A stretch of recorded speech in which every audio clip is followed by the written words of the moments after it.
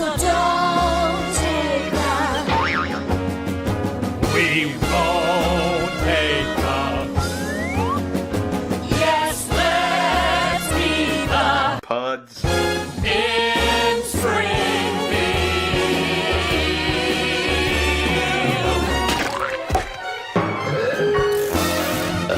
I've hit record. Season 4. And then afterwards we will hit the recorder leg. We're not going to do that. That side is too sweet. It is a novelty cider. That's what I would call that drink. Yeah, do you remember when Recorder League first came out? And it was like, oh, how good's this? And you have 2 sips. Well, sorry, first sip, how good's this? Second sip, oh, it's a bit much, isn't it? Yeah, and then like 45th sip, you're like, oh, I'm quite drunk now. Yeah, but Not super into this, but I drank a lot of it. I think a lot of it is just the sugar high. Like, I can't get through a bottle because they come in like 500ml bottles, don't they? Yeah, That's huge. mental. They've like lowered them now. I think you can get the smaller bottles of Recorder Leg, elderflower and lime and strawberry and bullshit. Bullshit was my favourite flavour. How about you? Do you remember the Oasis drinks? Oasis drinks? Yeah, the Oasis, they were a non-carbonated fruit drink, kind of, in the late 90s. I used to sit down with Yeah. I remember that. Oasis, I reckon it was strawberry and kiwi fruit, and I used to have one every day after school while watching The Brady Bunch on Channel 9. Oh, brilliant. Despite the fact that I wasn't growing up in the 50s. And then looking back on them, I expect that an Oasis drink was 180% sugar, I think, roughly. 180% sugar is about what you want when you're watching The Brady Bunch, I think. That's Who's Fucking Who, which was the alternate title for The Brady Bunch. Jesus. Who be fucking? I know there were some backstage shenanigans, but I don't think there were many plot lines that involved who be fucking. Yeah, you had to read you had to sort of read between the lines. Are you telling me that when they went to Hawaii and there was that scene where the tarantula crawled on Bobby's face, that was actually like... Did he crawl on his face? I only remember it going on his pillow. I remember... Well, I think that they show it crawling like up his chest and I think onto his face, or maybe his pillow, but I also remember reading it was faked using camera angles and glass. Oh, okay. And that it didn't actually make contact with Bobby. Huh. Because Bobby said, hey, I'm not here to fuck spiders. I don't remember any part of it looking particularly unconvincing, whatever it was exactly, but obviously I don't really fully remember it. I do remember part 2 of that episode was it opened with Mike Brady doing this very awkward expositional, who would have thought that our trip to Hawaii would end up like this, and then just running through a list of everything. Should we do a Brady Bunch podcast? What would we call it? The Brady Fucks. Laughing at that harder than it deserves, I think. But I enjoyed that a lot. Are we ready to start the episode of our Simpsons podcast? We'll put our Brady Bunch podcast to the side for one moment. Sure. I like that we're both now playing with the yarn that's on on my recording table. Quite a nice yarn, this.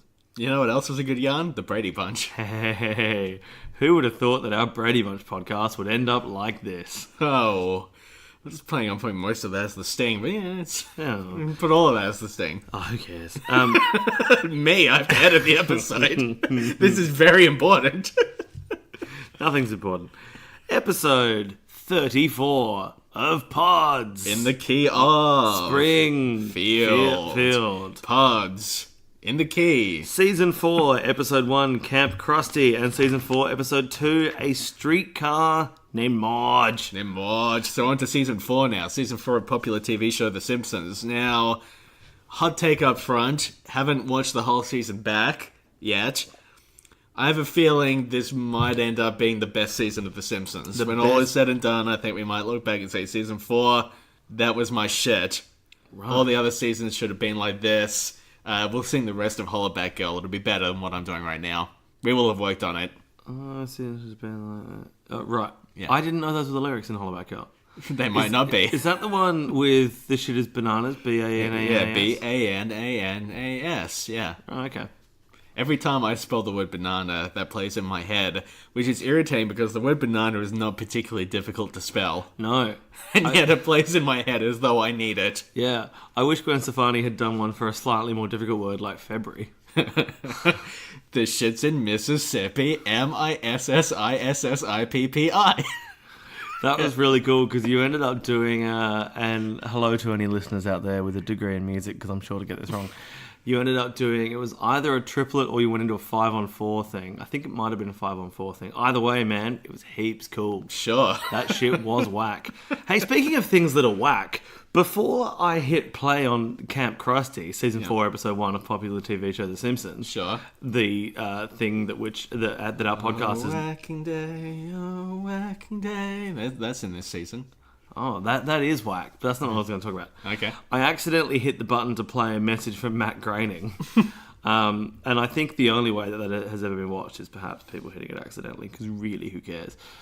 But Probably a lot of people who like The Simpsons, I think. It's unlikely that anyone listening to this podcast, though, is a fan of The Simpsons. no, they came here looking for the Brady Bunch for some reason. It's not going to make any sense if you now put that sting at the end, is it? Yeah, well, that's fine. Well, that's a forward sell. Forward sell to our weird sting about the Brady Bunch. Yes, if you like that, stick around for the sting. No, so Instead of 1,000 podcatchers, that's generous, but a lot of podcatchers turning off. So I accidentally hit play on the Matt Groening message. Yep. And it's a little preview of season 4 and how he talks about it's a fan favourite and how it's got all these classic things that are immortal. Immortal's a word that he uses more than once, which I think's weird because the Simpsons were never alive to begin with. It's a rather pedantic point. Yes, thank you. But it's strap in. It's about to get worse. He says, and this season also has my favourite ever Simpsons line. It's in Marge versus the monorail, and it's when they discover the family of possums or whatever it is, and Homer says, and then it cuts to the proper voice, I call the big one Bitey. And then you hear Matt Groening laugh to himself for 25 minutes. Yes. That is a pretty shit best line in The Simpsons. Yeah, I remember finding out about this years and years and years ago and thinking, that's odd. Conan O'Brien, this is, of course, jumping ahead a little bit because we will eventually cover that episode. David Crockett? Yes. That episode of the Brady Bunch. But Conan O'Brien, who is the writer of that episode, I remember the audio commentary for that episode of the show, The Simpsons, popular animated sitcom. He says that people also come up known as the Conan O'Brien Show. Yeah, people come up to him on the street all the time and say, dude, I call the big one Bitey. So that's the thing, apparently. Oh, well, maybe this is an American thing, because I've never had a particular fondness for that line. Should we start calling our listeners Bite Nation? Bite Nation? Bite Nation. Is that in a reference to something specific? Well, Bitey, they're Bite Nation. Yeah, but you can't just throw They're Bite fans. You can't throw a listener nickname on me like that and expect me to get on board without going through the correct processes. Speaking of going through the correct processes, should we talk about Kamp Krusty? Just trying to avoid it. Why? It's a great episode. Yeah, I know. I just don't like playing by the rules of our own format that we invented. You know, sometimes when I'm watching an episode, I get very excited and write a note in my book near the title of the episode. You know, sometimes when we touch, the honesty is too much, and I have to close my eyes and cry. Yeah, I feel the same way. But I want to hold you till I die. Till we both break down and cry. I want to hold you till this fear in me subsides. Yeah, I know, Nick, but the thing is, this one, my note near the top. You alright? Just breeze past it. Yeah, of course. You can't breeze past a reference to the lyrics of early 90s pop star Newton, who I think that song is by. Is that Newton's law? Is it that I can't? Newton's 3 law of emotion. Rule number 1, sometimes when we touch, the honesty is too much. Rule number 2, I want to hold you till I die, till we both break. If only more people knew who Newton was. That could be our first ever meme. Alright, well, having lost every listener, now we can circle back. Hey, Talking about the show we're apparently about. So under Kamp Krusty, I've written, this is the good shit. Yes. And the next episode got into this episode fucks, which is, my top rating. Yes, I mean, your top rating, yes. If we were to introduce a rating system like our pod brothers over at Simpsons Index, Yeah. it wouldn't be cubic zirconia as a top, it would be this fucks. Yeah, this episode fucks. That's my top recommendation. So Camp Krusty, here's a bit of interesting trivia about Camp Krusty that I just happened to know. Can't wait. Okay, did you know that Camp Krusty was originally the idea they wanted to use for the very first Simpsons movie? They were going to do a Simpsons movie back in the 90s, and they wanted it to be about Camp Krusty, Bud and Lisa going there, having a bad time, basically this episode.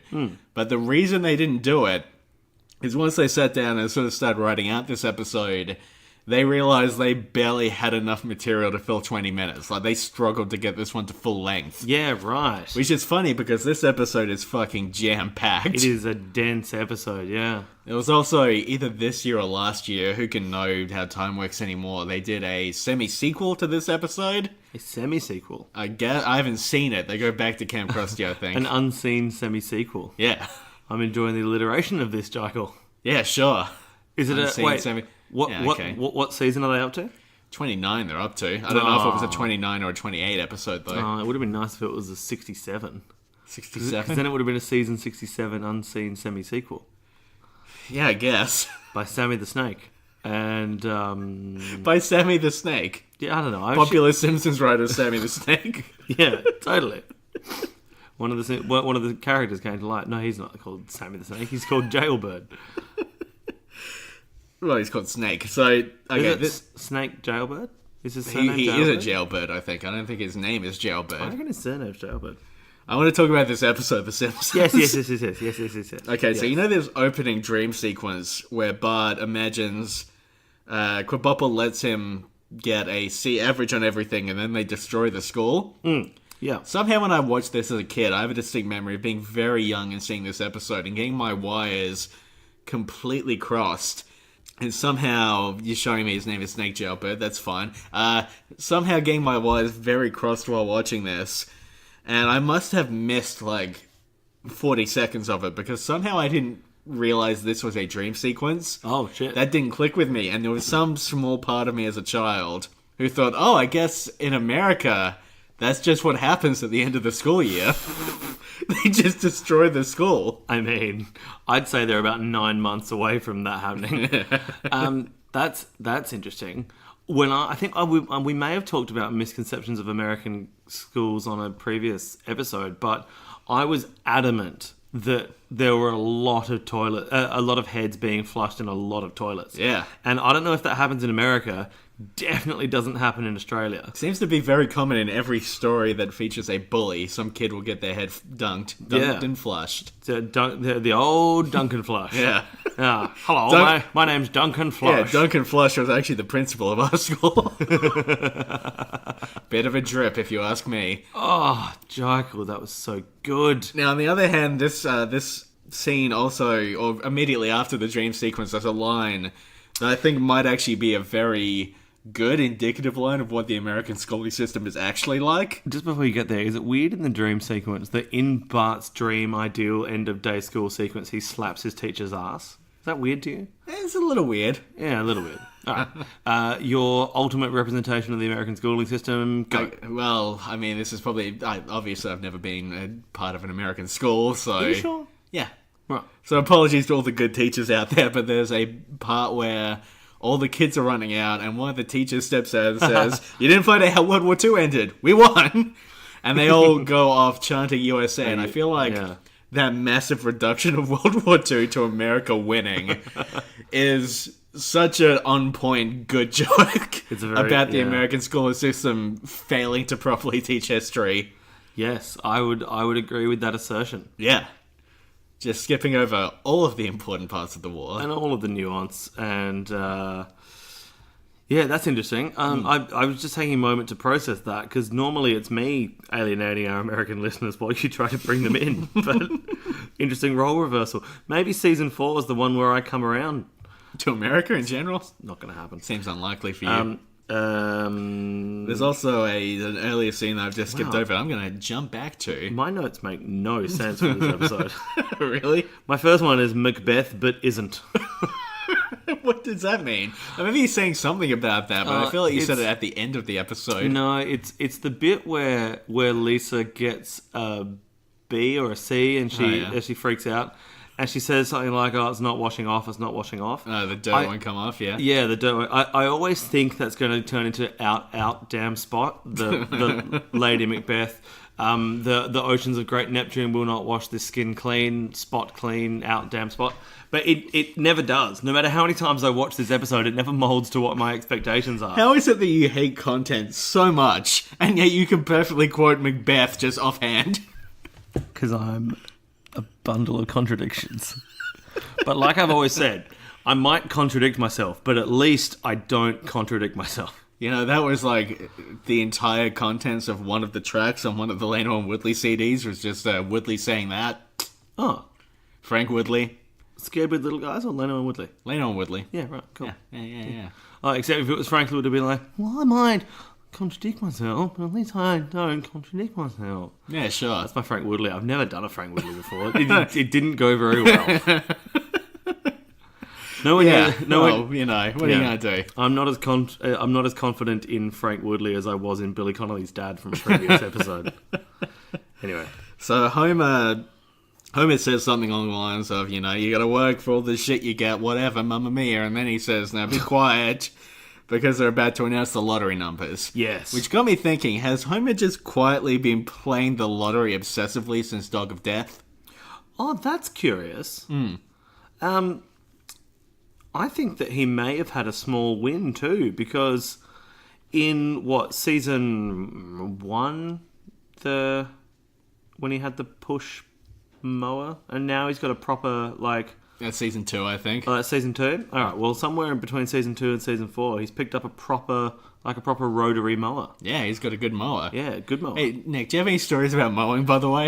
Yeah, check out episode 11 for the Yeah. 4 stories about mowing. The one episode nobody has listened to, I feel like. Is there a correlation between me talking about mowing and literally no one listening to that episode? Do you think the constant links back to, hey, if you want to hear more stories about mowing, people just delete the podcast app off their phones after hearing that? I think more people have listened to the utterly ridiculous Love the Beast episode than they have to the one where I talk about mowing. Significantly more people have listened to the Love the Beast episode than Dancing Homer / Dead Putting Society. Yeah. People really don't care about Dancing Homer. Oh, that's great. People just take that episode and they Throw throw it it away. Which means we can just repeat the jokes we made in that episode, I suppose. Oh, sure. If I could remember any of them. Well, I did actually think, oh, Homer's mowing. I'll tell that story about the time I punctured a basketball. And then I went, no, I did that on episode 11. So if you want to hear that tale... The only reason I like that story is because I get to use the phrase, so I was hungry hippoing with the lawnmower, which I think is a very nice description of the action I was undertaking. That is good. Thanks, man. One of my favourite lines to use in situations when it arises. Yeah. Lisa, you're hurting me. That is good. Oh, that's a good line. Yeah. How often are people hurting you and you feel the need to say that, though? Well, see, I don't know that many people called Lisa, to be honest. I know Lisa. Oh, yeah? She could be listening. She's listened to a few episodes. Real or fictional? What? What? Sorry. I was trying to give you a boost. Fuck, I'm going to sound so ridiculous when I say this. I was trying... Well, that'll be a change from how we usually sound on this podcast. Fuck. I was trying to give you a leg up into Sneaky Peaks, but now I'm concerned that there is no Lisa on Twin Peaks. There is no Lisa on Twin Peaks. I tried so hard. If you would like to talk about Twin Peaks, though, we can talk about Twin Peaks. I want to talk about the Krusty Seal of Approval, but I reckon you've got notes before that. I don't actually. Well, not really. My do you want to my talk note about here Mr. Black? says Mr. Black is good. He's very good. Which is ironic, because he's evil. Yeah. What do you know? Seal of Approval. Yep. The when they get to the camp and it's shitty, and then they have the intro speech with Mr. Black and it's shitty, and then they get to the cabin and it's shitty. Yeah. When Bart wipes the dust off the Krusty Brown seal of approval and says, "This is what gives me faith. Everything's going to be okay." That gave me a melancholic nostalgia Yep. for the childish adoration that you have towards heroes as you're growing up. Yeah. Because as anyone who listens to Pods on the Key of Springfield will know, I don't enjoy anyone or anything anymore. And when Bart was willing to hang all of his faith on the teal-haired idol of his, I was like, man, yeah, I remember what it was like being a kid. What a fucking idiot. Are you saying that this series, like the cynicism of The Simpsons, has over time broken you down to the point where you no longer idolize or really respect anyone? That may well be the case. Because what it does... I thought I overcooked that, and then you just came right in and said, yeah, sure. It may well be the case because immediately after, well, while I was still in the melancholic, nostalgic glow... Have I told you I have a condition in which I glow when I get melancholic nostalgia? I've noticed. Yeah, that's weird. And while I'm still basking in the glow, while I'm still wallowing in my nostalgia, I wish I could find some more synonyms for nostalgia so that I didn't have to keep saying Nostalgia, the it. pain of an old wound. Yep, go on. Is that what it means? Apparently. Kind of madman. Right. That's really interesting. Yeah. So if I had nostalgesic, that's the medication. No, never mind. I don't know. Meant to be an analgesic joke. I'm not a doctor.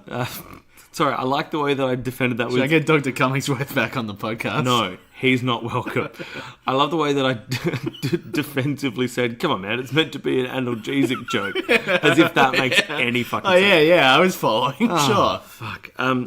No, so while I'm wallowing in the glow of my yearning for days gone by, my forlorn yearning, if you will, they immediately undercut it by showing that Krusty's a fucking idiot. who one of the things he okayed was a doll that didn't have his head; it had a spike. Yeah. So maybe The Simpsons is the reason. Maybe this has gone from things I noticed to how The Simpsons has ruined my life. Said, I have, as you put it once, lived so deep in the pockets of Matt Groening that my mouth is filled with his lint. Yeah, you're finding his lint in your mouth. I'm finding his lint in my mouth. Yeah. His lint chocolate, hopefully. That's what you mean, right? Yeah, of course. Sweet little chocolate. What else could I possibly mean? You could have meant Gillian What do chocolates. you keep in your pockets? Well, mostly Gillian chocolates. All right. But, wait, where was I going? See, whenever I see that seal of approval, I always think of the Nintendo seal of approval, which was like the seal of approval of my childhood. But the Nintendo seal of approval, all that meant was, we can verify that this is like a real thing. This isn't like pirated, basically, was all it meant. We are okay with Mario's face being plastered on this thing. See, I these days, because I'm such a millennial, such an internet-born and bred millennial, I just think of... Yeah, you're always popping and locking and... Yeah. I just think of a picture of a happy seal, like a sea lion. Yeah. Seals and sea lions are different. I think of a happy seal with Helvetica white text saying seal of approval. Oh, okay. Yeah. That's good, Nick. Should we put that on a shirt? Our first ever Pods in the Key of Springfield shirt. Sure. Yeah, sure, why not? we can get you to draw one of your dashing seals wearing a top hat and a monocle. Those are dolphins, but sure. No, to branch out to a seal. Yeah, I you guess can't so. have the dolphin of approval. Or do you want to do that? Do you want to have the Pods of the Key of Springfield dolphin of approval? No, I don't even want to explain what that joke means. When they step into the cabin and that snake slithers between Bart's legs, Yes. that has always kind of freaked me out, that scene. That's an angry-looking snake, I think. Yeah. I'm always upset by that I snake. think it's a rattlesnake too. Yeah. Judging by the little upside-down ice cream cone on its tail. One of the worst snakes. One of the worst. Right up there Yeah. with Snake Jailbird. One of the worst snakes, I Yeah. would say. I mean, if I was going to rank the snakes, that Yeah. would not be making my end-of-season snake top 5. To me, it's a bad snake. To you. Yeah, To to no me. one else. In my opinion. Bad snake. Speaking as a person Yeah. who As is- a snake non-enthusiast. who is susceptible to snake and snake venom. Yes. Yes. Let's talk about this camp a little bit. One thing that I've noticed, we've got Jimbo, I was about to Kearney. make a really inappropriate joke. Would you like me to cut that out? Yes, I would. That was purely for Yes, your I benefit, not for the listeners. Mr. Black. Well, I upload the episode and it's just that. It's the only thing I leave in. So some things I've noticed here. Kearney, Dolph, and Jimbo. Yes. So they're the leaders Yes. of this whole camp. Yes. Kind of strange, you know. They're going to have to go back to civilization eventually to see all these kids again, but whatever. One thing I noticed in the... Wait, is the idea of a summer camp that the leaders are never supposed to see the people again? Well, they've just been so bad. They've been bad little boys to all these kids. Oh, You would okay. think they're getting some shit, but... For a moment, I thought that was a piece of American culture that I'd never picked up. That, like, okay, the only rule we've got is that if you're going to be a counselor at this camp, you can never see these children again. Well, I did make you watch Wet Hot American Summer. You did not enjoy it. Nope. No, I did not. You know why? Because it was content, and I'm Nick. Yeah, it's not your kind of content, as any content isn't. But I noticed in one of the crowd shots, you know early on how Nelson has those two cronies? Yeah, I noticed they're at the camp. That's interesting. Without Nelson, seemingly. So they've been Without demoted, Nelson. it seems to me. They used to be, like, cronies of the head bully, and now they're being bullied, it seems to me. That's interesting. So there's been a little turnover behind the scenes. A little Apple turnover. Yeah, sure. I also noticed. You know how... Was it a peach cobbler that you Jesus also noticed? fucking Christ. You know how towards the end of the episode, we find out that one of the campers had their hat eaten by a bear? Yes. As far as I can tell, Milhouse is the only kid wearing a hat. Oh, curious. So I think Milhouse's hat gets eaten by a bear. That's a really good pickup. Yeah. That's a very good pickup. Yeah, so I think that's a... yeah, I think that's what happened. Unless, you know, the bear actually ate Milhouse entirely. And Bart corrected himself after seeing how bad Krusty felt because Krusty's still his hero and he didn't want him to feel bad. And from now on, every time we see Milhouse, it's just Bart's imagination. It's just the ghost of Milhouse. What a... You know, this is an explosive theory. I think people are going to hear this and they're going to rethink the entire show. Wow. Yeah. That's pretty exciting. Yeah. Are you suggesting that the rest of the series is framed as Milhouse's death dream? Milhouse's death That dream? would be a weird thing for you to say. Explain further. Well, because he's dead. Because he got eaten by a bear. Unless he's going to do a... Who was the Bible guy that got eaten by the whale and came out? Jonah? Jonah. Yeah. Yeah. Job. Who's Job? Yeah, unless Milhouse is going to do a Jonah. Yeah. But I feel like Jonahing inside a whale is easier than Jonahing inside a bear. Inside a whale. Remember when I was, like, really young? You and Susie had so much fun. That's my favourite thing to do! Ah, fuck me. What a podcast. Oh, I've been wanting to get that on the podcast for weeks. I've started doing that in real life. Whenever anyone says, I remember when. Oh, just jump in. Rock was young. Me and Susie had so much fun. Fuck. I even said I remember when I was young. I know. That was an even Man. better setup for me. All I was going to say is that I remember Jonah in the Whale being my favourite Bible story. Oh, interesting. Or maybe it was Noah. Who cares? Nah, it wasn't Noah. Noah was the flood guy. The Hail to Thee Camp Krusty song fucks. It's so good. Yes. You know what? I've never really liked the dismount of that song. No? The Trading Corporation. Or yeah. blah, blah, blah, all rights reserved. Yeah, I've never really liked that as an end, but the rest of the song's great. Yeah, it's very good. It's very good. Things that I also like, when we cut back to Krusty at... Oh, sorry, hang on. At Wimbledon. At Wimbledon. Not only is... I think this is one of the things that makes that story so dense. They didn't need to have Krusty doing anything, but they decided to give him a C or a D story through line pickup of him going to Wimbledon. And it just starts so simply with him... approving all the products and then saying, now I'm off to Wimbledon. It's like, what? Okay. And then we cut back to this interstitial story. I love it so much. And then when he's just sitting there eating a huge plate of strawberries and cream and gives it the old, strawberries. Which His facial expressions are so good. Oh, they're so good. And whenever I pick up strawberries, I often, not always, oftentimes, as opposed to sometimes. Yes, sure. Oft 10. Is it meant to be a base 10 counting? No. Oh my god. Well, it's just in case anyone listening to the podcast is wondering what level of pedant I am. I love when people say things like, oh yeah, well, in the footy game on the weekend, we absolutely decimated them. And I'm like, oh, you took out 1 in every 10. Interesting. Nick is that guy. I'm literally the worst person. I'm just the worst. Anyway, what was I saying? Krusty. Wimbledon. Strawberries. Yeah. That was all. Sit next to the Queen. It's a good little side thing. The sitting next to the Queen thing's interesting because I'm not sure if the writers in 1992, 3? What are we doing here? Closer to 2. Maybe 1 even. Somewhere around there. These are things that we should know, probably. Should know. I'm not sure if the writers have any concept of how old the Queen is because they depict a very young Queen. And even in the early 90s, the Queen was already several 100,000 years old, to the best of my recollection. Yeah, that sounds about right. The Queen is a mountain, right?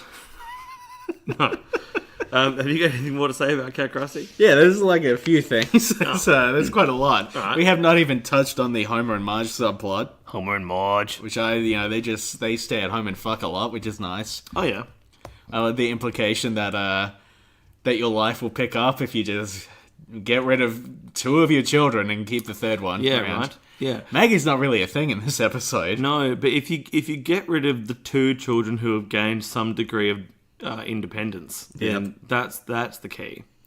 And I believe America celebrates that every 4th of July. Sure. Gentlemen to evil. That's a good line. Very good line. And I believe America celebrates that every 4th of July. Right, well, celebrate it every day at the moment, I think. Well, I'm back to alienating people who exist on the landmass of contiguous America. So towards the end, this turns very Lord of the Flies. Good reference to a very nice vegan fast food chain. Yeah, fast food chain. Now, Nick, have you read Lord of the Flies? Yes, I had to read it in year 10. I also watched the mid-50s film adaptation. Okay, because I have done neither of those things, so tell me about Lord of the Flies. I think something in my kitchen just fell over, but it's probably fine. It's probably nothing. Just the ghoul. Oh, wait, you want me to recap Lord of the Flies to you? Sure. Okay, so there's a chubby kid called Piggy. Yep. Piggy's got some glasses. Yep. At some point, the kids somehow end up on an island. I don't even know how they end up on an island, to be honest. But it's a bunch of school kids, and it quickly breaks down into anarchy. Someone uses Piggy's glasses to try to start a fire so that they can cook things. The glasses get broken. In the movie... But he had so much time. The bombs had fallen. Don't worry, that someone will get that. Sorry, I'm thinking of The Last Brain Cell. But I had so much time. I could have read books. Homer's Last Brain Cell. That's what you're referring to. Is that a Simpsons thing? I'm referring to the Twilight Zone episode that's parodying. Yeah. No, I reckon The Simpsons tagged that as well at some point. Great, okay. I don't remember what episode it's in, though. Futurama did a pretty good parody of it. Oh, I've heard of that show. Yeah. My favourite part from the movie, and this might be in the book as well, but in the movie it's delivered particularly well, is that all the kids go running down to the beach, except one kid, probably Piggy actually, keeps stopping and breathing heavily, and then one of them's like, "What's up with you?" And he's like, "It's my asthma." Meaning asthma. Yeah. And one of the other kids goes, "Sucks to your asthma," which is a delivery I've always very much enjoyed. And I remember when we were watching this movie in year 10, when it started, the tape, because it was on VHS, the tape had a bit of hiss and crackle at the start of it. And one of the ratbag students went, "Oh, distortation."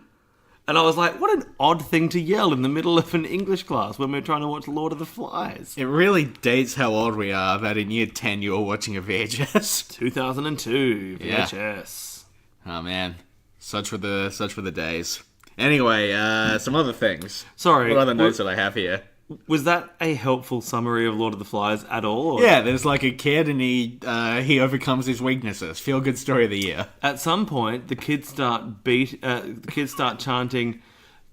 So they catch a wild pig, not Piggy. They catch another pig, and they start chanting, "Kill the pig, slit her throat, bash her in." Yeah, this is also the exact plot of a later episode called Dust Bus of The Simpsons. So, you know, I'm familiar That's with weird. that. I would have thought Das Bus would have been a parody of Das Boot, German war film, or Yeah. English war film about World War II. Anyway, It is a German film, but I think, yeah, because they're on the bus and the bus crashes and they end up on the island. Because there's the other submarine episode of Simpson Tide. you mean Lost? Yeah, sure. Why not? Sure. South of the Border plays at the end of this, and I remember that song being on that album, Songs in the Key of, what was it again? Podcasts. Yeah, Songs in the Key of Podcasts, yeah. Barney's really good at getting odd jobs. That pops up in both of these episodes. He gets to be Krusty, and in the next episode, he's operating the Flying Marge towards the end. So it's just a little side thing. I feel like there's a lot of instances of Barney just working odd jobs. He's like handing out things in a diaper. He becomes a plowman. That's a really There's little things here and really there. good point. Hey, do you reckon Barney or Homer sat down to a plowman's lunch when they were the Plow King and Mr. Plow? You know, the cheese and the pickled onions and the pickles and the bread. Plowman's lunch. Season 4, episode 2. Also, Bug has an Icarumba tattoo, which is a nice season 1 throwback. I guess he has that for the rest of the show. Streetcar Named Marge. Streetcar Named Marge. This episode fucks. Marge gets an Icarumba tattoo. Nice little season 1 throwback. I guess she's got that for the rest of the series now. And that's been the podcast. Good night, everyone. Jaikel's finally had it with my shit. Chalkboard in this.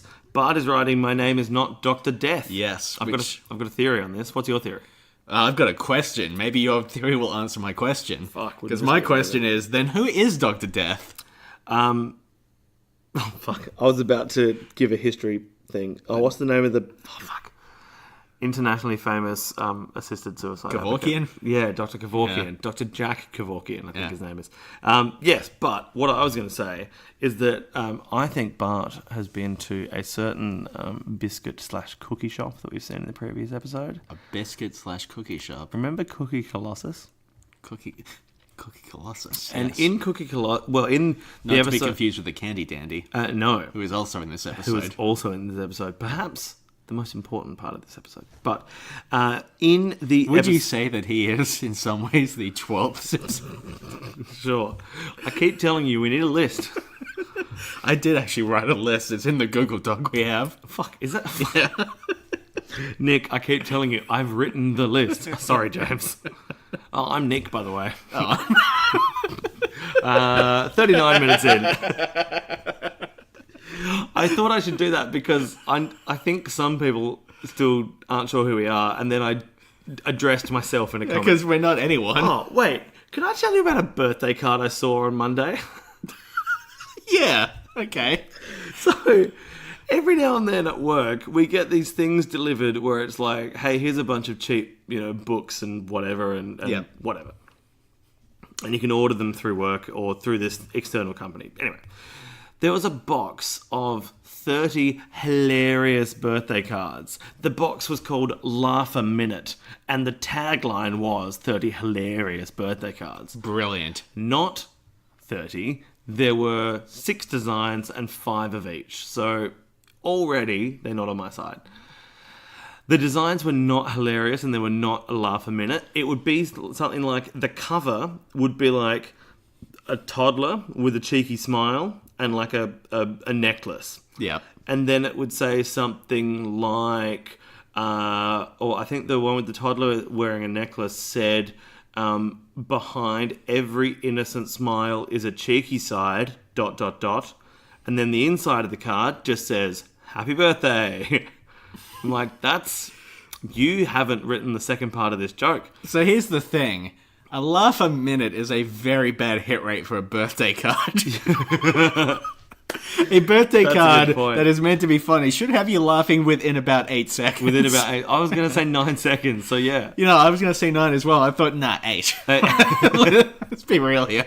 Hey, what are we? Some kind of slow reading dingus? I'm not going to need 9 seconds. But the most baffling card of all, and I've actually got photos of this just in case you don't believe Cool, me. that'll translate well to an audio medium. Well, I mean, I realise that you have absolutely no reason to not believe me on this. But, so the front cover is a picture of a picture of a little boy playing a trumpet. Yep, he's playing a trumpet. The trumpet's sort of like 3D, like it's poking out of the page. Yeah. Like they've stuck an additional trumpet on, and it says, "I hate to blow my own horn." Trumpet. Oh, sorry. I hate to blow my own trumpet, but... And then on the inside, "I look damn good for my age. Happy birthday to me." Literally, what the fuck? That's a card you could buy. Like, we could buy that card for each other. Because our birthdays are on the same day. We have the target audience of that card. Actually, that's a really good point. Maybe I shouldn't hate this card so much. But are they targeting the Alzheimer's market? Who sends birthday cards to themselves? Was that joke too harsh? No, my thing on my name is not Dr. Death. So Bart has been... fuck, that's what we were talking about 20 minutes ago. That was 20 minutes ago. Bart has been to Cookie Colossus, and Yep. you remember when we talked about that in the episode where Homer bought the big cookie from Cookie Colossus? Yep. That there could be mind control drugs in the cookie because Santa's little helper starts to learn English, and we thought that was a weird thing. Yep. So Bart's had a cookie from Cookie Colossus. He's got Dr. Colossus's mind control drugs now implanted in him. Sure. And Dr. Colossus, I think, is very conscious of the fact that he needs to stay on brand. And that maybe there have been some incidents in Springfield that we haven't seen, and they have been incorrectly attributed to this Dr. Death. And Colossus is like, "No, that was me, damn it.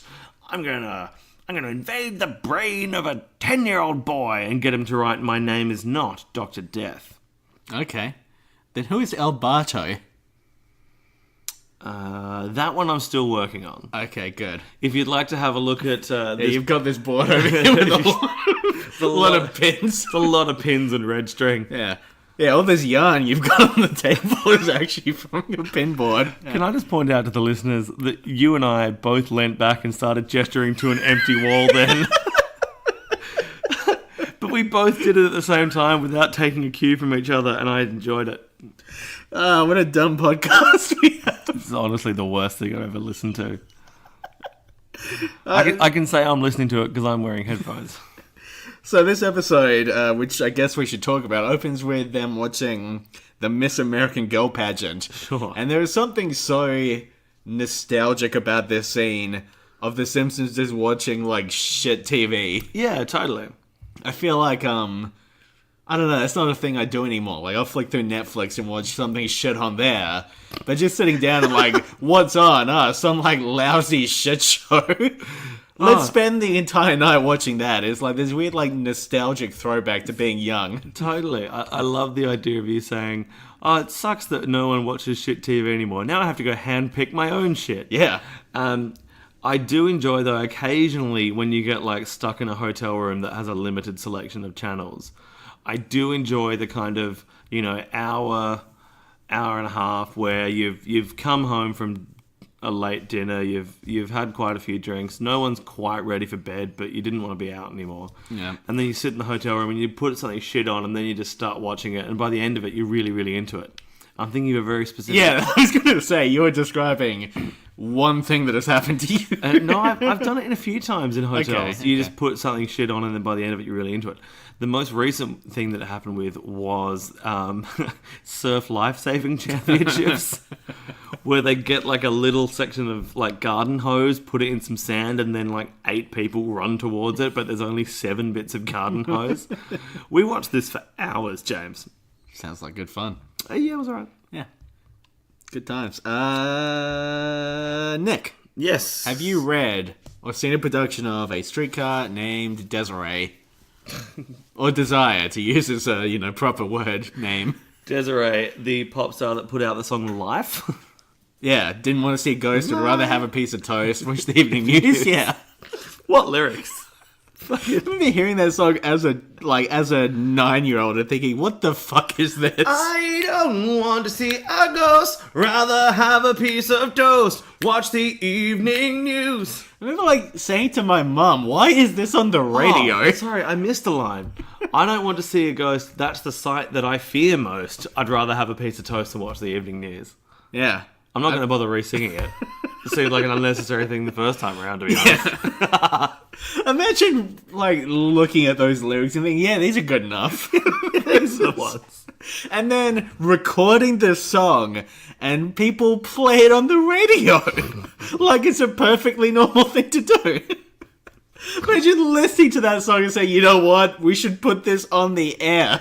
And this is an experience people should have. Not only that, there are other lines in that song that Desiree must have copped some flack for that. Like, I'll take you up on a dare, anytime, anywhere, name the place, I'll be there, bungee jumping, I don't care. So for how long after that song was released, it was like, ring ring, Desiree, is that you? Yeah, alright, I've got a couple of Trinidad Scorpion chilies, meet me in Belize, and then you just hang up the phone. She's like, fuck, I've got to travel to Belize now and eat some fucking chilies. Not to mention that the chorus is life, oh life, oh life, oh life, do. Oh, Desiree. You know, she's named after a type of potato. You know that. There's a type of potato called a Desiree potato. It's one of the waxy types of potato. I know, it's very waxy. I know. Can you imagine, like, ring ring, Desiree? Yeah, it's me again. I've got a ton of Desiree potato. Yeah, I know, I picked them especially for you. I got a ton of Desiree potatoes. Anyway, meet me in Vladivostok. Ding. She's got to eat a ton of potatoes was the dare there. I didn't make that very clear. Personally, the only thing that I would like on wax is the soundtrack to this episode. Very good. Getting all the Streetcar songs. You know which are also on that album, songs in the something or another. I'm trying to think of a synonym for key. Legend. Yeah, songs in the Legend of Four Finger Discount. Yeah. Hey, you know what, man? What? You are an absolute bottom left-hand corner of a map. That's right. You're a legend. Cool. I'd like to excuse myself from the rest of the podcast. I've always viewed you as my bottom right-hand corner of the map, my compass. Guiding me towards... Let's talk about the episode of The Simpsons. You know, I've often viewed you as the top right-hand corner of a map. You're an absolute Rand McNally. Have you ever read A Streetcar Named Desire? I don't think so. Okay. Because that's by... Tennessee Williams. Tennessee Williams. Tennessee Williams. Yes. Or like to steal a joke from the podcast The Flophouse. Oh, nice. Tennessee Williams. Yes. All I could think was Oklahoma Stevens. Different playwright. I've read Glass Menagerie by Tennessee Williams. You know, there's a character in there called Jim O'Connor. I didn't know that. Yeah. So when we studied that in high school, when we read it in class, I got to be Jim. Because my name is Mr. Thompson. I see the connection. Yeah. That's fun. So when I read A Streetcar Named Desire... My favourite thing about Glass Menagerie, there's a scene where the mum and the son are arguing about breakfast. And she says, no, come on, you have to eat breakfast. Sit down and eat a bowl of Purina and cream. And I'm assuming in 1930s America, Purina was a cereal. But in 2000s Australia, Purina's a cat food. I found it very amusing that the mum's like, it's very unhealthy to not have breakfast. Sit down and eat this cat food and smother it in cream, you fuck. Exact words. Exact words. So when I read A Streetcar Named Desire in high school, I had a lot of, oh, okay. That's why I was reading it because of this episode. I had a few moments like that. That's what the joke was there. I had a few moments like that when I watched The Shining, an episode which may or may not have gone up. I haven't paid attention to it. It will have gone up, yes. The Shining. Yeah, good movie. Sure. So my notes in this one are kind of frantic now that I look at them because I just got increasingly excited while I was watching this episode. So tell me more about your notes. Okay, one of my notes here is Marge is looking for a way to meet other adults. This show is so good. Why did they ruin it? It's so upsetting. Yes. That's one of them. That's good. I really like that. The Marge is wants to be in a play to... Yep. Then in quote marks... That is good, actually. It's wonderful. It's so good. It's such good writing. I've got in quote marks a quote from one of the women in the pageant. I apologize for my unfortunate remarks at the United Nations. Under that, I've written it, firing on all cylinders. Cylinders is underlined. I'm glad that we are getting your formatting as well, delivered in audio form. I've got just in all caps in the middle of the page, Play enjoyed by all. Each individual letter in all is spaced out and underlined. Because this episode is so good. John Lovitz is really kicking goals in this episode. Yeah, he plays both Llewellyn Sinclair and Llewellyn Sinclair's sister. Well, that's when he said, "My sister runs a daycare," and then we see Miss Sinclair in the Ayn Rand School for Toddlers. Ayn Rand, doesn't matter. Which is such a absurdly good little thing off to the side. It is. It's throwing shade at Ayn Rand and her whole philosophy, which I'm going to bring it up on my phone just in case anyone's not familiar with the teachings of Ayn Rand. Sure. So I had it open. Did I? I fucking closed it like a dickhead.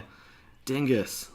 Ayn Rand principles. Okay, so here's a quote from her. "My philosophy, in essence, is the concept of man as a heroic being, with his own happiness as the moral purpose of his life, with productive achievement as his noblest activity, and reason as his only absolute." So that is objectivism.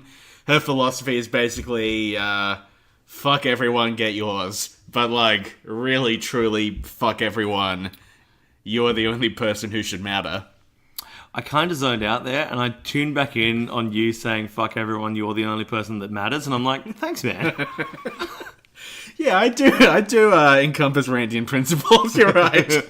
I encompass and I eclipse. So it's this whole segment with Maggie going to the Ayn Rand School for Tots. It's like... I just want to point out that it was the first time that I went, hang on a minute, does John Lovitz also do the voice of his sister? And I checked it, and he does, and it made it heaps funnier. So good. Not in like an Eddie Murphy playing all the characters kind of way, because that kind of bores me. But hearing the differences that John Lovitz was putting in the female version of his voice was very, very fun. Yeah. I mean, if anything, it's a more masculine voice in some ways. It's kind of interesting the way he does it, I think. Also, the character model of Llewellyn looks an awful lot like Twinsen from the Twinson's Odyssey games. Yeah, okay. I don't know what that game is, but if you say it's true. Yes. So we get this sort of critique of Randian principles that then transitions into a parody of The Great Escape. Yes. That then transitions into a parody of Hitchcock's The Birds. Oh, is that what that... Oh, okay. Yeah, the scene of all the babies sucking the pacifiers is like the last shot of The Birds. I really enjoy... Followed by a Hitchcock cameo. It's nuts. Yes, the Hitchcock cameo is... And I should have guessed The Birds, because I literally turned to you and said, what's the Hitchcock parody there? Probably The Birds. I've got here a note that says reverberatory suckling. I really enjoy the eeriness of the noise that all the little kids make when they're suckling their thing. The sound design is wonderful. Everything is wonderful. This episode is so fucking good. So the one in blue is the protagonist Twinsen in the game Twinson's Odyssey. Okay. It's a mad bullshit early 90s video game, and it looks a little bit like the character model for... I keep going to say Lawrence Llewellyn Bowen. That's the stupid fucking interior designer from that stupid reality show. I just keep thinking of the movie Inside Llewellyn Davis, because that's the only reason I know how to spell the name Llewellyn. What about Robert Llewellyn, guy that played Crichton in Red Dwarf? Sure, that's the other way I know how to spell Llewellyn. How does No Content Nick know that? How do you just mysteriously know everyone who's ever done anything, despite having watched nothing and liking no one?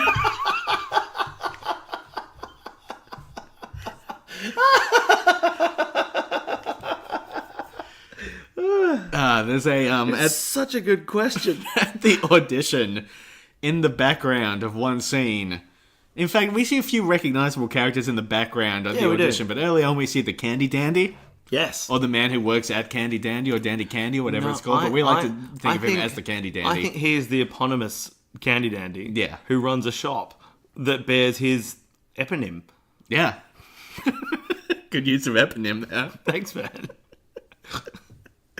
My notes are kind of scattered on this one because it's just me writing like excited weird shit. But I really like the fact that Llewellyn very clearly understands the characters in A Streetcar Named Desire very well, but has fundamentally misunderstood the individual scenes in very weird ways. Yes, I do, yeah.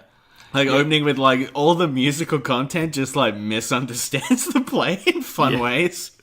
It is such a clever way of doing this. totally, because it's like, oh no, he's a competent director. He just doesn't know what he's doing with it. Because then you get to have like an honest to goodness like comparison between Marge and like Blanche Dubois that actually takes into account what happens with Blanche Dubois and what kind of character she is and what the problems in her life were and how she was mistreated. But then you also just get like this wacky shit once the play starts. It's so fucking good. It's very, very good. There's a scene in this where Flanders says yes in a weird way that I remember. Wait, in the Burnsian way that became a meme? Yeah. Yes. I remember seeing that with a friend when, like, before any meme around the word yes really took off. And we became obsessed with the way Flanders says yes in this scene. Wait, what's the way he says yes? It's very Burnsian. It says yes.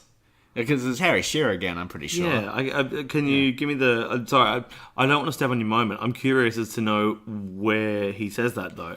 It's it's not familiar. It's one of the early rehearsal scenes where it's just Marge and him and Llewellyn before Marge really figures the character out. Okay, sure. And he says, "Now, Ned," and he says, "Yes." Ah, And cool. it's like very truncated. It's beautiful. Excellent. I like it. There's also a bit where Llewellyn Sinclair tastes one of Marge's peanut butter brownie things. And he says, "Well, would anyone else like a bite of banality?" And Wiggum says, "I would." Yeah. I think about this because I am 100% the guy who will eat the shit brownie. Sure. Yeah. Yeah, I mean, in most situations, eating some brownie is better than eating no brownie at all. Yes. I can't say I've ever had a peanut butter brownie. Have I talked about the ridiculous brownies I used to make for work? No. Um, But it seems relevant, so continue on. I decided that the key to doing a good dessert was to put other desserts inside dessert. Yeah, sure. And so I would pour half the brownie batter into the cake tin, and then place like fun-sized Mars bars and fun-sized Twix and fun-sized Snickers, and then pour the other half of the brownie batter over the top. Sure. So that when you slice into them, each square of brownie has like half a... And I used to lay them out... You never know which one? No, I used to lay them out in a grid... Oh, sorry. I would do like a tray of Mars and a tray of Twix and a tray of Snickers. And I used to lay them out in a grid and then follow that grid with my slicing so that every square had exactly half a fun-sized candy bar in it. Okay, good. It was fun. It was really tasty. Tried it with M&M's once. They were shit. They went to the bottom of the mix and then they bled out all of their colour. So if you looked at the bottom, it just looked like a mouldy brownie. I'm up for that. Well, I suppose I did just espouse the idea that eating a bad brownie is better than eating no brownie at all. So yes, mouldy brownies, we're on board. Homer's real garbage in this episode. Oh, he's real trash. He's the worst. Just an absolute piece of shit. And this got me thinking, there's the earlier episode Homer Alone, in which Homer is alone. Yeah. And he's got Maggie with him, but like the other kids have to go away. Now in this episode, why does Maggie have to go to the Ayn Rand tot place? Why can't she just stay at home with her dad? Yeah, this is a recurring theme, isn't it? Yeah. Fuck. And then we're supposed to be... I suppose we're supposed to be annoyed at Homer in later episodes when he kind of forgets that he has a third child. It's like, well, it's not a surprise. Marge doesn't let Homer spend any time with Maggie. Yeah, Marge, the dog doesn't count as a kid. Exactly. Yeah. So, Speaking of Maggie... Homer's bad in this one. When she gets put into the little playpen and the other kid throws her a ball to keep herself amused with, she's really good at throwing a ball. Yeah, she's excellent. And what I want to know... all of Maggie's Great Escape stuff, is that silly little hijinks, which we're not supposed to take seriously, or is it an in-canon demonstration of genius? I mean, I have not seen The Great Escape, so I'm just kind of assuming here, but I imagine there must be a scene where he goes into solitary. I would imagine so. And I assume that's what it is. But I also think Maggie is demonstrably a genius. Okay, so... I almost said demon there, I think. That would have been an excellent Freudian slip. Yeah. But in terms of, like, her whole execution of the plan... Yeah. Silly disposable hijinks that we're not meant to take seriously, or genuine story building, genuine genius? Well... Or are you not prepared to put your chips on that? I just think, I don't know, all this table. Maggie stuff is so off to the side, we never really get episodes focused on Maggie even when she's like shooting old man, it's just a little thing off to the side. So I think Shooting old man. yeah. Spoiler alert. Hey Nick. Yeah, man. Nick. Who shot Mr. Burns in the end? Did we ever find that out? Wasn't it JR from Dallas? Yeah. Okay. Did that reference fly? Not really, kind of. Wasn't? Oh. JR was the one who got shot. Yeah. That's Yeah. what. That I was intentionally doing it that way. Oh, okay. Yeah. Okay. I don't know who shot JR though. I've never seen that show. I'll find out. It's probably fine. No, it'll be a very quick thing. Who shot JR? People at work today were saying that the German for mulled wine is glue wine, but I was hearing it as like glue wine, and I'm like, no, don't drink wine that's made of glue. What? Fuck. It's making me click through Wikipedia to find... Is it just me, the or is answer. Google not as helpful as it used to be? I agree. Should we be using a different search engine? Kristen. It was Kristen who shot JR at her psychiatrist's office. Good for her. As You get it, girl. She's discussing the gun. I don't know who Kristen is. There's also a reference here to a Sue Ellen. I assume that's Sue Ellen Mischke, of from course. Yeah. From Seinfeld. From the Simpsons crossover universe. Speaking of crossover universes, when Apu does his little song, Yep. and it has the line, "Will this bewitching floozy seduce this humble newsie?" The melody there has always taken me out of that moment and put me into the song in Mary Poppins where the children are asking for a nanny. I've never seen Mary Poppins. Wow. Well, when we get to the Sherry Poppins episode, I'm going to make you watch a movie that I've seen. Yeah, okay, I'm up for that. Oh, fuck. Why would I not be? This doesn't work the It's other way one of the most around. beloved movies of all time. I want to see it. There's a sequel coming out this year. Emily Blunt is playing Mary Poppins. Emily Blunt. Emily Blunt. Yeah. I really like Emily Blunt. Have you seen Edge of Tomorrow? Oh, was that the Tom Cruise Groundhog Day but set Yeah. in war? Yeah. Yeah, wasn't it originally called like Sleep, Kill, Repeat or something? All You Need Is Kill was the original name. That's the name of the original. All you need is kill. All you need is... Yeah, that was the name of the manga it was based on. Why are you crossing out a note? After you sing All You Need Is Kill. We've been through this. I cross things out on a one comment delay. Let me have a look at that note. It says, sing All You Need Is Kill to the tune of All You Need Is Love. You found me out. Don't ever take my notebook again. That was a surprisingly invasive action. I feel weird about it. Oh, I can cross out Twinson equals Llewellyn as well. You sure can. And then I'll say my last note. I've got a full page of notes left. Yeah, I know, but I always throw my book away before you finish. It's my thing, man. In the curtain call, we see the yo-yo team from a previous episode, and we see a guy in a bear costume. We do. Buy book. Buy book. The scene where Llewellyn throws change down on the ground, and it's so much change, and I've always enjoyed that scene. It reminded me of an episode we just released today as of recording, where you flick a coin, and the noise it makes is so perfect. Like, at the time, we didn't think that much of it, but then we listened back afterwards, and the flick, and then the land, and the little clink, it was so perfect. So the sound of coins is very satisfying to me, I've decided. How is your poker machine addiction going? About as well as Homer's addiction to the lottery.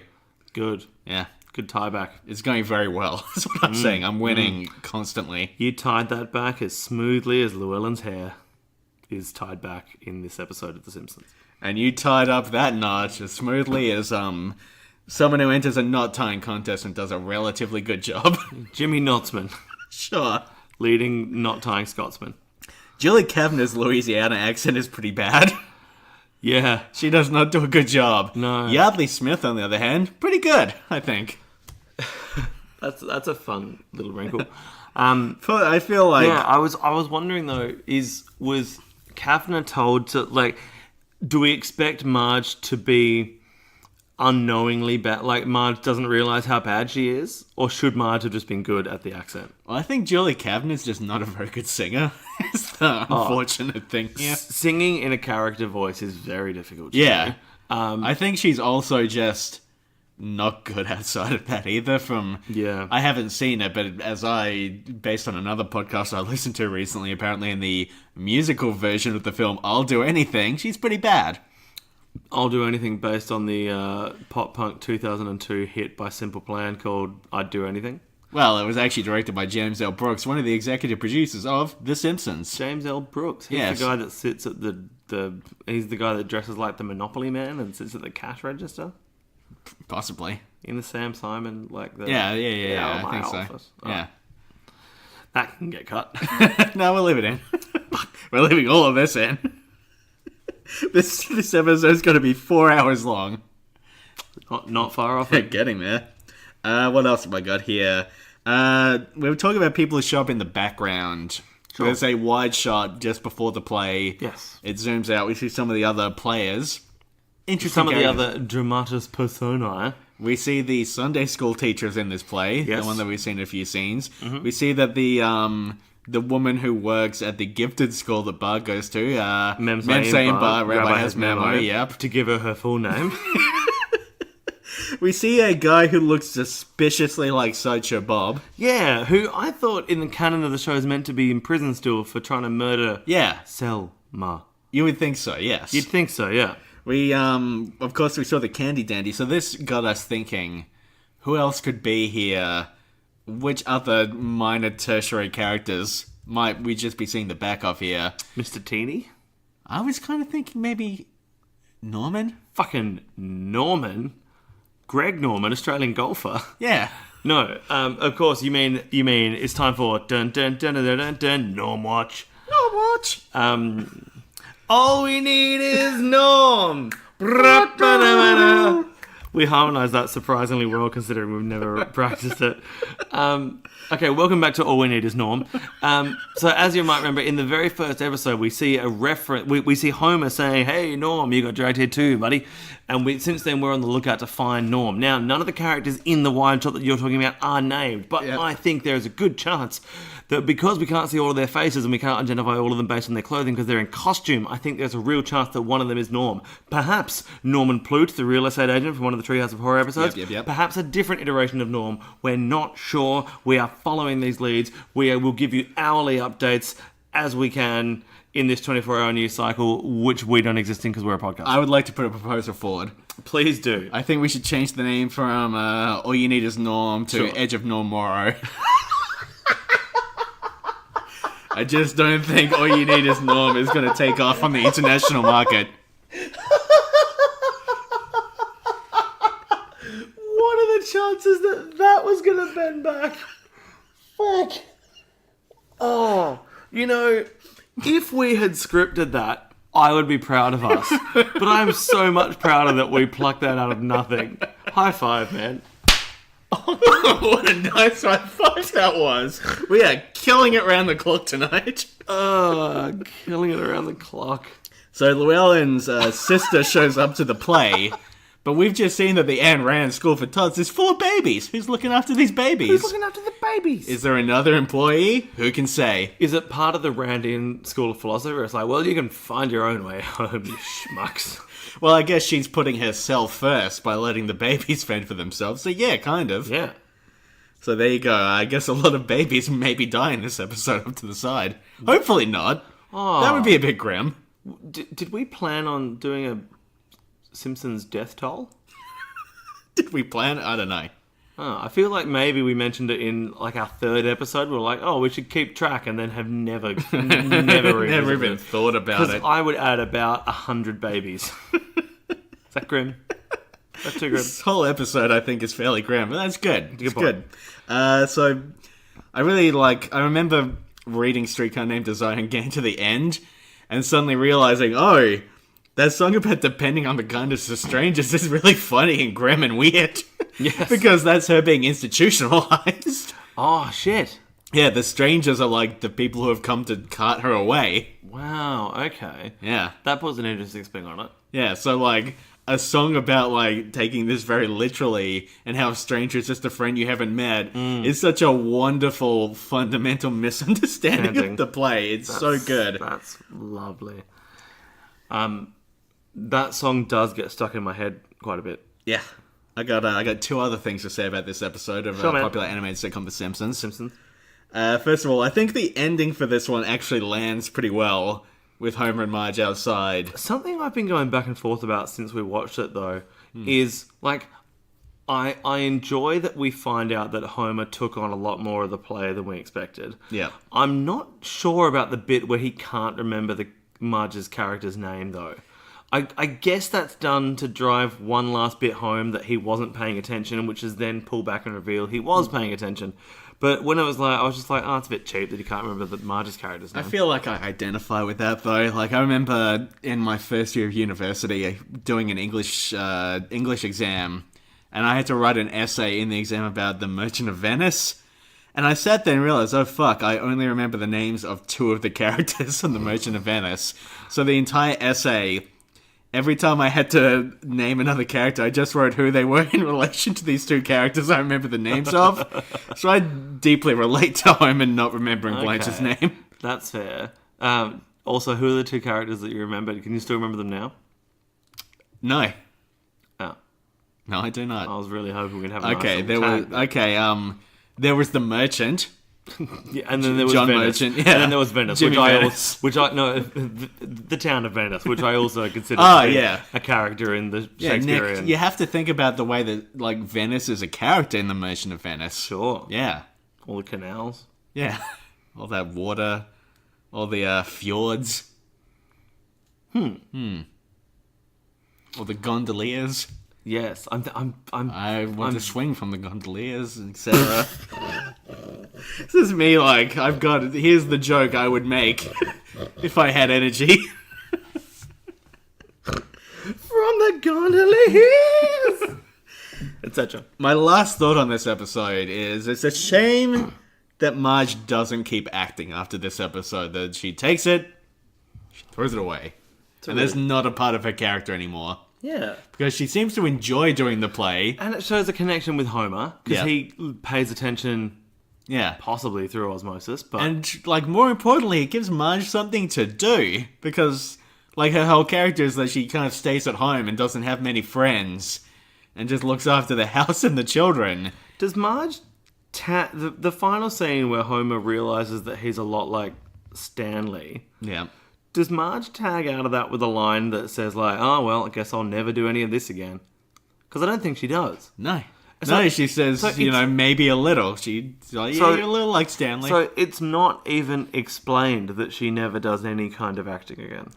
No, I guess, like, we're just meant to take it, they all, like, had a nice time, they learned a little lesson, and Marge is happy. But we never get there's no follow-through. Which is just a common thing in The Simpsons, but it's still a shame. It would have been nice if that had become, like, a little character thing for her. Because I feel like they revisit her love of art very occasionally. Yeah. And Marge is always, like, sort of framed as a creative person who never really gets an outlet. Kind of like how Lisa is kind of like the misunderstood intellectual. Yeah. Marge is the creative person who doesn't get to be creative. The fact that Homer is distracted from a lot of the play, like the Marge's lead up to the play. He's distracted from a lot of that by the bowling video game. Yeah. Is that meant to be a nod to the last time that Marge went out and did something independent just for herself, which was the bowling lessons? Oh, possibly. It's an interesting reach, isn't it? Yeah. Ah. We both laughed very, very hard at the bit where Marge says there's no bowling in the play. Oh, wait, yes, there is. And Homer says probably not much of it. Oh, that's just... fucking so good. It's a wonderful character trait of Homer to not go in expecting something, find out there's a little bit, and be annoyed that there isn't more. That's another thing where I read that play where I got to the scene where there's some bowling. I'm like, there it is. Fuck, that's great. And there actually is a Kane in the movie Citizen Kane. So, it's all connected. Seriously? Yeah. Is there a citizen as well? There's a citizen. One day I'll see that. Oh. As part of our mini-series, 22 long films of or tangentially... Motorbike Mike. There he is. Motorbike Mike's back. 22 long films of or tangentially related to Springfield. Yeah. I feel like that's not the full title. But anyway, it doesn't matter. One day I'll see Citizen Kane, and you'll see Mary Poppins. Yeah, sure. Sure. I kind of like Mary. I think I like Mary Poppins. Do you? Are there any references to Frozen in The Simpsons? Maybe in some of the modern stuff, but we've got such a long way. What before if we get to Simpsons the modern? stuff. That'll be the question we'll eventually tackle. What if Simpsons still on TV? Yeah. Okay. Okay, well, that was our episode of Pods in the Key of Springfield. Pitcos. Yeah. I think this is going to end up being a fairly long one, so thank you for sticking with it. As always, God, how do we end these things? It feels like we started this 4 years ago. Find us on all the social medias. Yep. I don't know. There are links in the show notes to all the social medias. Yeah, usually. Thanks for listening. Is that Yeah. still a verb the kids are using? Yeah, listening is a verb. Okay. Is it a transitive or an intransitive verb? I don't give a shit. All right. Thanks, everyone. We'll be back. Actually, at the time this goes out, I don't know if we're going to be back to weekly or still fortnightly. I think we're going to try to go weekly from here. All right, sweet. We'll do that. Everyone will be fine. We love you all. Thanks. At the time of recording this, we haven't actually finished last week's episode either, or last fortnight's episode. Yeah. Which hopefully was really good. Yeah, I hope so. I mean, I got the comic, which is nice. Yeah, that is nice. Yeah. Yeah, you stole that comedian. Yeah, sure. Woozle Wuzzle. Oh, God, I got to think of a line from the play. Fuck. My name's Attu, and I'm here to play Pablo. Also, the city of New Orleans got really pissed off at this episode. We're going to talk about that. That was like a whole thing. Okay, bye. Bye. That only hold the little SOBs. What the? In Springfield.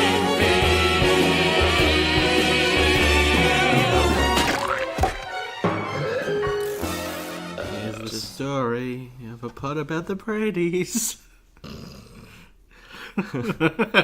Got nothing else. That's very good. No, I have no idea.